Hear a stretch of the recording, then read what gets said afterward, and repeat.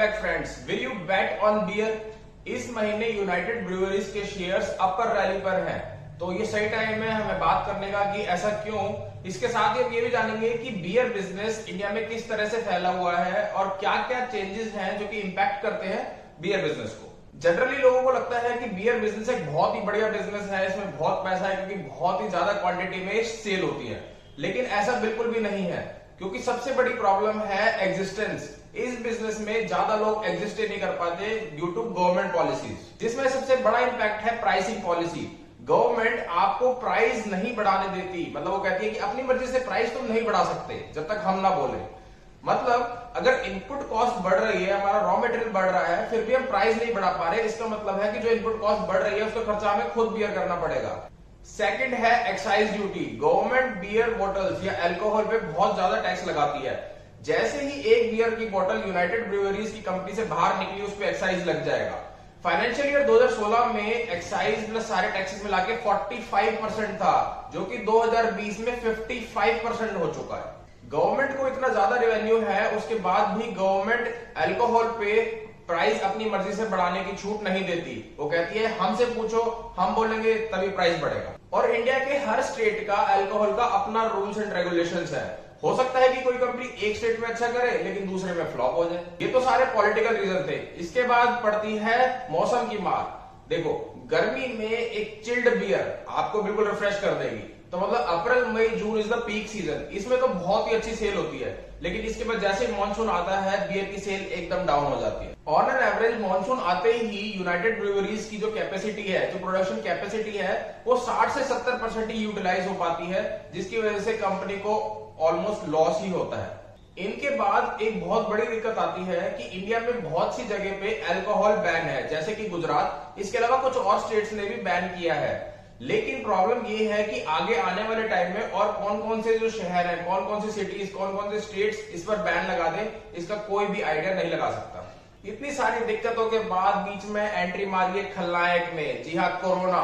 उसके आते ही पिछले साल फर्स्ट वेव के दौरान सारे लिकर आउटलेट्स बंद कर दिए। लेकिन धीरे धीरे जैसे सरकार को लगा कि उनके रेवेन्यूज बहुत ज्यादा कम हो गए, उनको मिलियंस का नुकसान हो रहा है, तो उन्होंने लिकर आउटलेट्स को खोलना शुरू कर दिया। लेकिन उस दौरान बहुत सारे लोगों की नौकरियां चली गई थी, जिसकी वजह से लोगों के पास बेसिक नीड्स पूरा करने के पैसे नहीं थे, तो फिर लिकर कौन खरीदेगा। इसके अलावा बार, पब्स और रेस्टोरेंट्स ये भी सब बंद हो चुके थे, जिसकी वजह से सेल जो है 75% तक गिर गई थी और यूनाइटेड ब्रूअरीज को फर्स्ट क्वार्टर में 114 करोड़ का लॉस हुआ। पर 2021 में एकदम टर्न अराउंड आ गया, बहुत ही अच्छा चेंज आया, कंपनी के प्रॉफिट 130% से बढ़ गए। खैर, अभी हमें सेकंड वेव के इंपैक्ट को देखना बाकी है कि इसका इंपैक्ट बिजनेस पे किस तरह से पड़ा है और क्या फाइनेंशियल पोजीशन रहती है। पर अब आपने बियर बिजनेस को समझ लिया है कि वो बिल्कुल भी आसान नहीं है, तो अब हम चलते हैं कि यूनाइटेड ब्रूअरीज के जो शेयर्स हैं वो अपर रैली पर किस लिए हैं। देखिए, आपको पता ही है कि विजय माल्या के ऊपर बैंक्रप्सी केस चल रहा है और पिछले दिनों एसबीआई कंसोर्शियम, जो एसबीआई बैंक था, उन्होंने बाकी सारे बैंकों के साथ मिलकर जो विजय माल्या को लोन दे रखा था, उन्होंने यूनाइटेड ब्रूअरीज के 15% शेयर अराउंड 5800 करोड़ में बेच डाले। पर शेयर बेचने से शेयर का प्राइस बढ़ने का क्या लेना देना है। एक्चुअल में एक ऑलरेडी यूनाइटेड ब्रूअरीज के जो फॉरेन इन्वेस्टर थे, फॉरेन प्रमोटर थे, हिनिकेन, उन्होंने सारे के सारे 15% शेयर होल्डिंग खरीद ली और उनकी अब टोटल शेयर होल्डिंग कंपनी में हो गई है अराउंड 61%।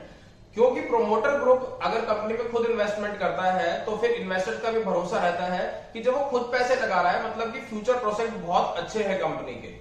भरोसा करने का एक और रीजन ये भी है कि यूनाइटेड ब्रूअरीज जो है पूरी इंडिया की मार्केट का 50% शेयर होल्ड करता है बियर मार्केट का, और ये उन एंटिटीज में है जो कि प्रॉफिटेबल रहती हैं हर साल। और अगर कंपेयर करें कि बाहर की कंट्रीज में ओवरऑल जो अल्कोहल कंज्यूम होता है उसमें से 87% बियर कंज्यूम करते हैं, वहीं इंडिया में सिर्फ 20% लोग ही बियर को कंज्यूम करते हैं। मतलब कि अगर गवर्नमेंट की पॉलिसीज काफी अच्छी रहती हैं तो एक्सपेंशन के लिए इंडिया बहुत ही फेवरेबल मार्केट है, क्योंकि अभी भी 80% लोग जो हैं वो हार्ड, जैसे कि विस्की, रम, ये सब कंज्यूम करते हैं। अगर वो भी बियर पे शिफ्ट कर दिए जाए किसी तरह से, तो फिर ये बहुत ही बढ़िया वैल्यूएबल मार्केट बन सकती है बियर इंडस्ट्री के लिए।